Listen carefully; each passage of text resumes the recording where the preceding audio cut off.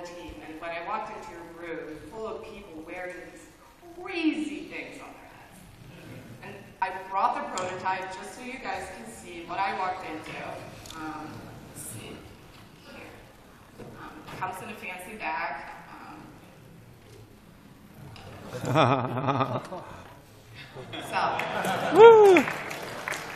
I don't know what you guys think, but this definitely made me a little shaky. You got it so well, though. You think? I think like the colors of the board kind of fits my hair color, but I don't know. It's kind of heavy though. I think I'm going to take it off now. So, but how do you go from something like this to what we're all wearing today? We took a reductionist approach. We removed everything that wasn't absolutely essential. And then in addition to that, I formed 3 principles to guide the team throughout this ambitious, messy process. And those are lightness, simplicity, and scalability. And those are not just fancy words, they mean something. So when it comes to lightness, it's fairly straightforward. We are obsessed with weight. Not in the same way as the fashion industry is, but we do care about every single gram. Because if it's not light, you're not going to want to wear it for more than 10 minutes.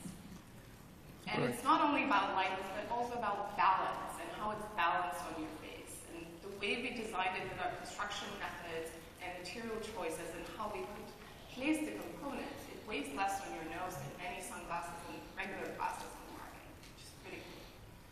But it's not only about physical lightness, but also visual lightness. We took the approach of hiding some of the largest components on the board behind the frame, so we could create this one clean, simple appearance from the side. When I joined the project, we thought we needed 50 different adjustment mechanisms. That wouldn't be a great user experience. So we simplified it down to just this one mechanism, and this is how it adjusts to your head. And then to the last point, which is scalability. And this is what I'm the most excited about at the moment and for the future of glasses. You walk into any glasses store and you see thousands to hundreds and thousands of different styles. And how do we deal with that? Well, we make glass modular. And in this stage, what this means is that you can remove the frame from the main board. There's a little screw here, you unscrew it, and you can remove it and attach different kinds of things. And this is pretty cool. This opens up a lot of opportunities for prescription glasses to transform the functionality of glass, but also the appearance of it. So I just brought one example of this, which is our prescription prototype. So you can see how different this looks from what I was just wearing. So not only are we now excited about glass as a software platform, but glass as a hardware platform as well. Thank you.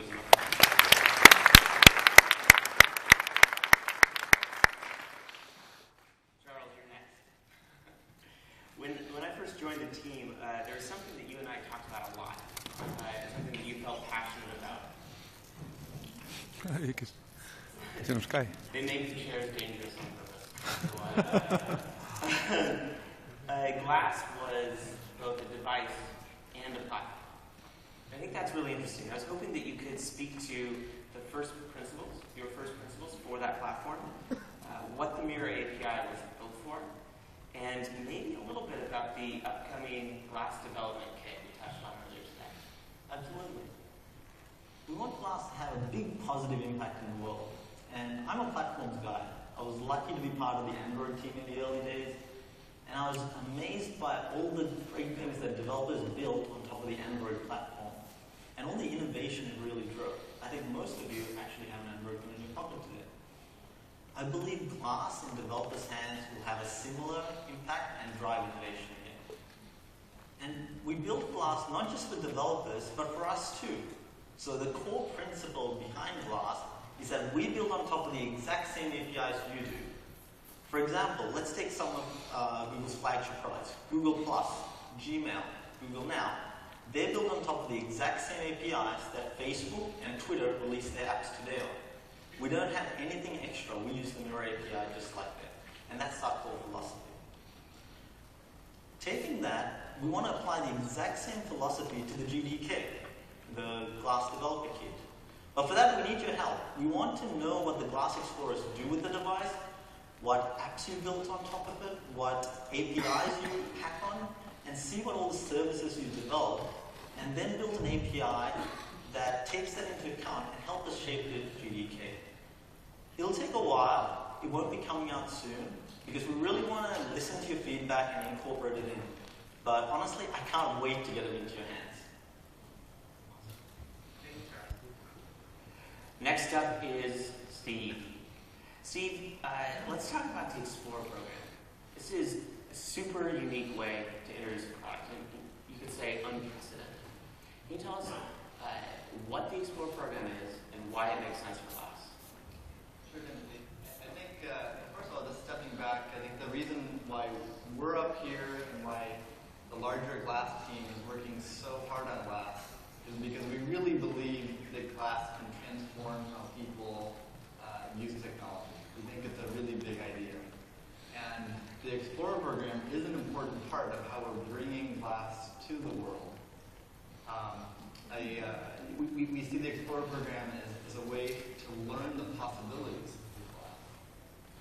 One of my most memorable experiences with Glass happened a few weeks ago. I found myself at Disneyland in the front row of a roller coaster sporting Glass. And I was going, screaming 55 miles per hour on this roller coaster with a full upside down loop, hands in the air, and was able to capture that entire experience and then share it later with family and friends. And I just found that super, super compelling. This is one of the many exciting things I've done with Glass. And with the Explorer program, and where we're at right now, is we're now getting into the hands of thousands of other people to see what exciting things they can do with Glass. The first group of people that we're getting it in the hands of are developers. And as Timothy showed a few minutes ago with the survey, many of you in the audience are already explorers. And we know that to fully realize the potential of Glass, we need your help. We need developers to innovate on the platform. And about a month ago, we started distributing Glass to our explorers.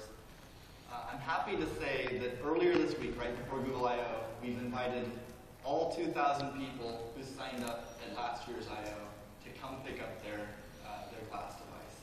So we're very happy. And the next group of people that will become explorers are the folks that signed up for hashtag if I had Glass.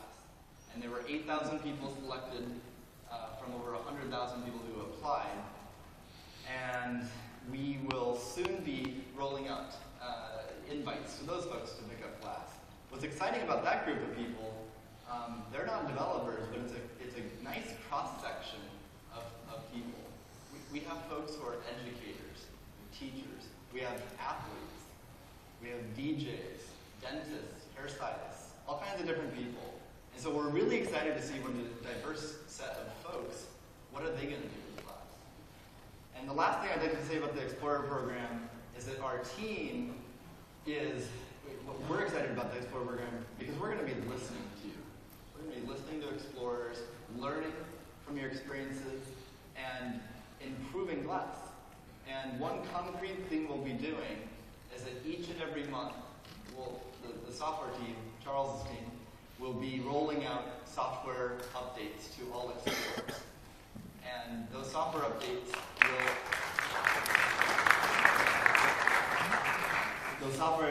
will have new features. We'll add more polish, and we'll fix bugs. And we'll specifically be incorporating changes based on your